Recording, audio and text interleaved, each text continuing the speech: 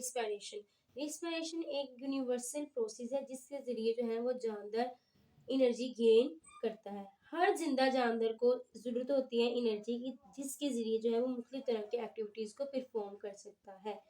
अब रिस्पिरेशन क्या है? एक यूनिवर्सल प्रोसेस है जिसके जरिए जो जानदार है वो ब्रेक डाउन करते हैं कॉम्प्लेक्स कंपाउंड को। कॉम्प्लेक्स कंपाउंड से मुराद ऐसे कंपाउंड जो कि कार्बन कंटेनिंग कार्बन, ठीक है, और जिसमें अलो करना है सेल्स को कि वो हार्वेस्ट कर सके मैक्सिमम यूजेबल एनर्जी को। अगर हम लोग बायोलॉजी टेक्नोलॉजीज की बात करें तो दो वे से जो है ना हम लोग रिस्पिरेशन को डिफाइन करते हैं। बायोलॉजी बायोलॉजी में हम लोग क्या करते हैं? टू वे से जो है वो रिस्पिरेशन को डिफाइन करते हैं। सबसे पहले हम लोग रिस्पिरेशन को ये कहते हैं, सबसे ज्यादा जो फेमिलियर है वो ये है, रिस्पिरेशन का मतलब ये है कि इसमें बेसिकली एक्सचेंज होना है। इसमें क्या होना है? रिस्पिरेशन में एक्सचेंज होना है। किसका एक्सचेंज होना है? रिस्पिरेटरी गैसेस का। Respiratory gases. रिस्पिरेटरी गैसेस से मुराद क्या है जी? इसमें आ जाता है कार्बन डाइऑक्साइड भी और ऑक्सीजन भी। कार्बन डाइऑक्साइड और ऑक्सीजन, इन दोनों गैसेस का क्या होना है? एक्सचेंज होना है। क्लियर है? अब ये जो सेलुलर रिस्पिरेशन है ना वो एक ऐसा प्रोसेस होता है जिसमें एनर्जी जो है वो सेल के लिए अवेलेबल होती है स्टेप बाय स्टेप ब्रेकडाउन से, ठीक है। और स्टेप बाय स्टेप ब्रेकडाउन किसकी होती है? वो ग्लूकोज मॉलिक्यूल की होती है सेल के अंदर। एक तो मैंने ये बताया ये सबसे ज्यादा फेमिलियर क्या है, जिसमें जो है रिस्पिरेटरी गैसेस का क्या होना है? एक्सचेंज होना है। ये बेसिकली एक्सटर्नल रिस्पिरेशन में आ जाता है, दैट इज द ब्रीथिंग। ये किस प्रोसेस में आ जाता है? एक्सटर्नल रिस्पिरेशन में। ये प्रोसेस हमारे पास क्या कहलाता है? External respiration. ये हम लोग दूसरे लफ्जों में क्या देते हैं? ब्रीथिंग। ये क्या है? ब्रीथिंग का प्रोसेस है, ठीक है। लेकिन अगर हम लोग मजीद अगर सेलुलर रिस्पिरेशन देखें ना, ये सेलुलर रिस्पिरेशन बेसिकली क्या है? वन वे ये बता दिया and the second way is the cellular respiration. Cellular respiration एक ऐसा प्रोसेस है जिसमें एनर्जी जो है वो अवेलेबल होती है सेल्स के लिए एक स्टेप बाय स्टेप ब्रेकडाउन से। अब स्टेप बाय स्टेप ब्रेकडाउन किसकी होनी है? वो ग्लूकोज मॉलिक्यूल्स की होनी है। सेल में मौजूद ग्लूकोज मॉलिक्यूल की स्टेप बाय स्टेप ब्रेकडाउन से जो सेल को एनर्जी मिलती है that is the cellular respiration. वो कौन सा रिस्पिरेशन कहलाता है? सेलुलर रिस्पिरेशन कहलाती है। energy is made available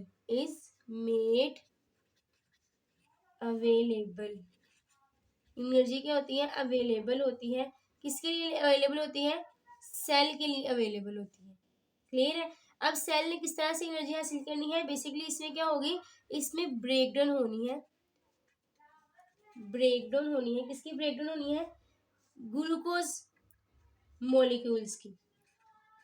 glucose molecule की स्टेप बाय स्टेप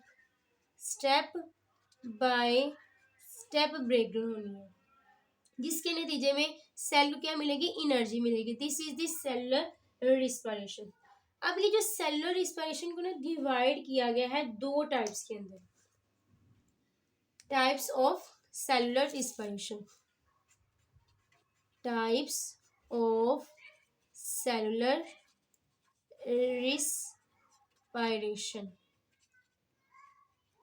सबसे पहले बात करते हैं, इसमें बेसिकली दो टाइप्स आ जाती है रिस्पिरेशन में। एक आ जाती है aerobic respiration. One is the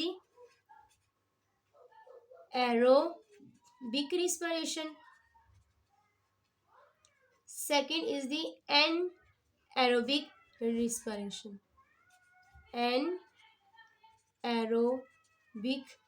respiration. Clear है? ये बेसिकली दो टाइप्स हैं जो कि सेलुलर रिस्पिरेशन की टाइप्स है। अब हम सबसे पहले डिफाइन करते हैं एरोबिक रिस्पिरेशन को। एरोबिक रिस्पिरेशन ऐसी रिस्पिरेशन है जो कि प्रेजेंस ऑफ फ्री ऑक्सीजन की मौजूदगी में होगी, यानी कि एरोबिक रिस्पिरेशन के लिए ऑक्सीजन रिक्वायर्ड है। एरोबिक रिस्पिरेशन के लिए क्या रिक्वायर्ड है? ऑक्सीजन रिक्वायर्ड है। Aerobic respiration need oxygen. Aerobic respiration को परफॉर्म करने के लिए किस चीज़ की ज़रूरत होती है? ऑक्सीजन की ज़रूरत होती है। ये हमेशा किसकी मौजूदगी में होती है? In the presence of oxygen, in the presence of oxygen, ये ऑक्सीजन की मौजूदगी में होती है। ठीक है, जबकि हम बात करें एनएरोबिक रिस्पिरेशन की, यहाँ से देखिए ना, एरोबिक यानी कि एयर की वाइज मतलब कि निकलेगी, तो इसमें हम आसानी से याद रख सकते हैं कि ये जो है ना ऑक्सीजन की मौजूदगी में होनी है। जबकि एन एरोबिक रिस्पिरेशन जो है वो in the absence of oxygen, an यानी कि विदाउट, ए लगा हुआ है, इसका क्या मतलब है? Without oxygen. ऐसी रिस्पिरेशन है जो कि ऑक्सीजन की गैर मौजूदगी में होनी है, इन द एब्सेंस ऑफ ऑक्सीजन। ये क्या होगी? ऑक्सीजन की गैर मौजूदगी में होगी। ये जो एरोबिक रिस्पिरेशन है ना, इसमें मैंने ये बताया कि ये किसकी मौजूदगी में नहीं है? ऑक्सीजन की मौजूदगी में होनी है। ये सबसे ज्यादा कॉमन फ्यूल होता है जो कि सेल इस्तेमाल करते हैं, जिसके जरिए जो है ना सेलुलर रिस्पिरेशन जो है वो ग्लूकोज की मदद से होती है। जैसे ये माइटोकॉन्ड्रिया के अंदर दाखिल हो जाता है तो ग्लूकोज मॉलिक्यूल ने क्या होना है ना, टूटना होता है दो मॉलिक्यूल के अंदर, दैट इज दी पैराविक एसिड। ठीक है, इस रिएक्शन को हम लोग बेसिकली ग्लूकोज का नाम देते हैं। क्लियर है? अगर मैं इसकी बात करूं, एरोबिक रिस्पिरेशन में क्या होता है जी, जो ग्लूकोज है, ग्लूकोज मॉलिक्यूल ने स्टेप बाय स्टेप प्रोसेस के जरिए जो है दो पैराविक एसिड में क्या होना होता है? ब्रेक डाउन होना होता है। टू पैराविक एसिड में क्या होना होता है? ब्रेकडाउन होना होता है। अब इस रिएक्शन को हम लोग किसका नाम देते हैं? इस रिएक्शन को हम लोग ग्लाइकोलाइसिस का नाम देते हैं, यानी कि स्प्लिटिंग ऑफ शुगर। जब शुगर की ब्रेकडाउन होती है, that is the glycolysis. Glycolysis, इसको हम लोग जो है ना वो मजीद डिटेल से डिस्कस करेंगे नेक्स्ट लेक्चर में। क्लियर है?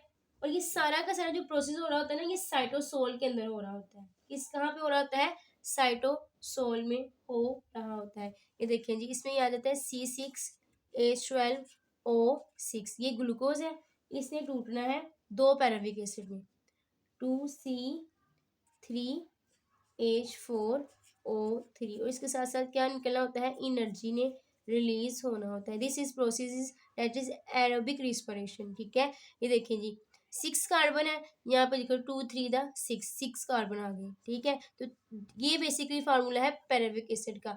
जब दो पैराविक एसिड इसके साथ एनर्जी रिलीज होती है, that is the breakdown of glucose molecule. ठीक है, अब ग्लूकोज के साथ जो है ना 2 NAD भी निकलते हैं, इसको हम लोग जो है ना वो मजीद डिस्कस करेंगे नेक्स्ट लेक्चर्स में। अब जो सेल है ना प्रोसेस, पैराविक एसिड जो है ना वो 3 मेजर स्टेप्स में होता है। ये जो सेल प्रोसेस है वो कितने प्रोसेस में होता है? 3 मेजर स्टेप्स में होता है। अब इसके अल्कोहलिक फर्मेंटेशन है, लैक्टिक एसिड फर्मेंटेशन है, और एरोबिक रिस्पिरेशन है। क्लियर है? इसको जो हम लोग नेक्स्ट डिस्कस करेंगे। ये था थोड़ा सा ओवरव्यू कि बेसिकली कौन कौन सी टाइप्स होती हैं जो कि सेलुलर रिस्पिरेशन क्या है, या दूसरे लफ्जों में हम लोग सेलुलर रिस्पिरेशन को किस तरह से डिफाइन करते हैं। अगर तो वीडियो अच्छी लगी हो तो जरूर लाइक कीजिएगा, कमेंट बॉक्स में बताइएगा कि वीडियो आपके लिए कितनी हेल्पफुल रही। अपना ख्याल रखिएगा, दुआ में याद रखिएगा। इंशाल्लाह मिलते हैं नेक्स्ट वीडियो में। अल्लाह हाफिज़।